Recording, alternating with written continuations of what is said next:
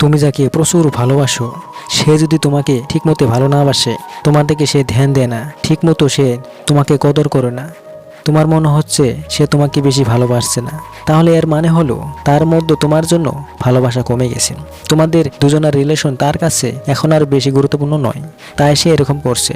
তো তুমি যদি চাও তার মধ্যে অতিরিক্ত ভালোবাসা বেড়ে যাক তোমার জন্য, তার জন্য মনে হয় তোমাদের দুজনের সম্পর্ক খুবই মূল্যবান তার কাছে, তাহলে এই 3টি সাইকোলজিক্যাল পয়েন্ট এখনই অ্যাপ্লাই করো।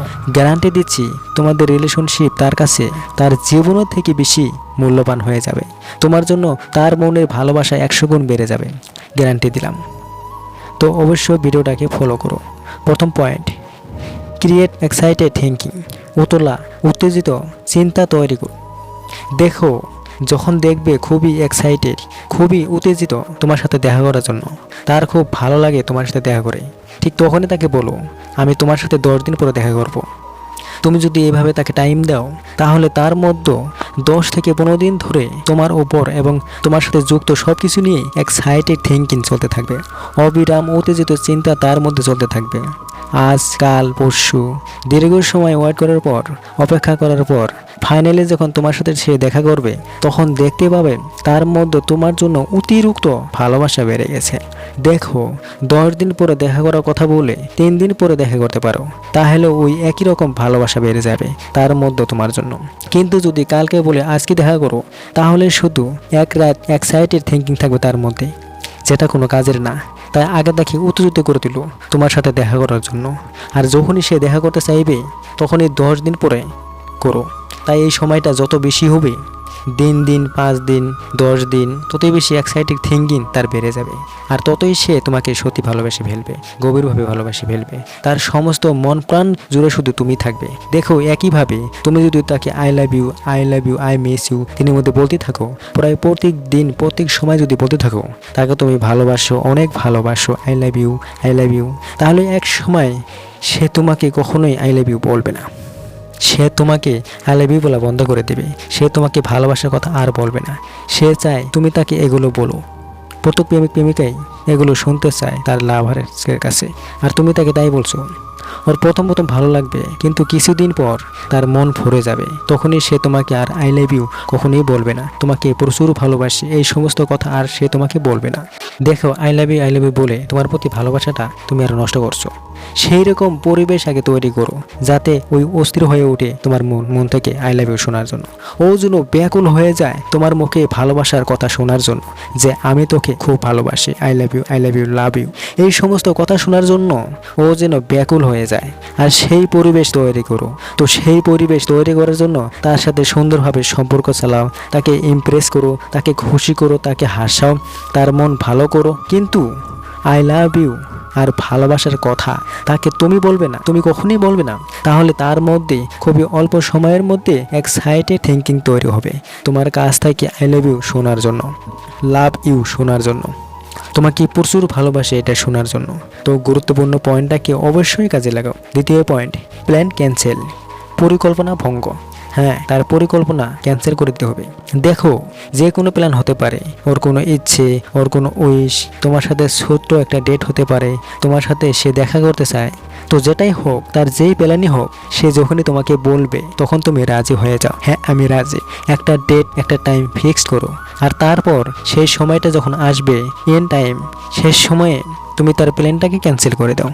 যে কোনো বাহানা দেখে, একটু কঠিন মনে হবে বিষয়টা, কিন্তু তার মধ্যে তোমার জন্য অতিরিক্ত ভালোবাসা বাড়ানোর জন্য খুবই উপকারী, খুবই জরুরি পয়েন্ট।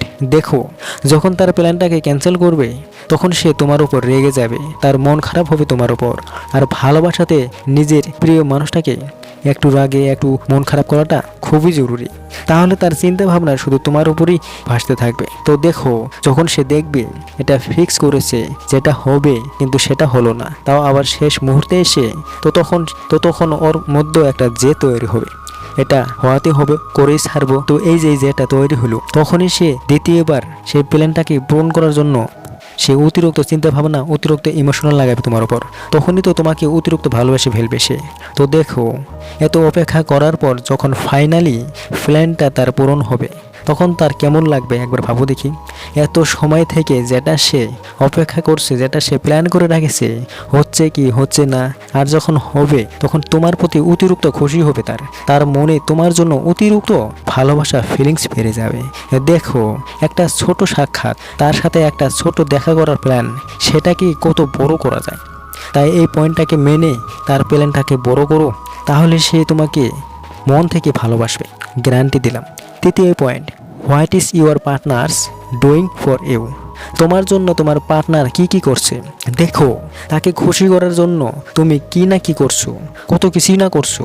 তো এই জায়গাতেই তোমার ধ্যান না রেখে সে তোমার জন্য কি কি করছে সেইখানে রাখতে হবে।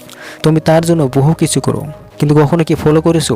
প্রত্যেকেই তার লাভার্সকে খুশি করার জন্য, পার্টনারের জন্য বহু কিছু করে।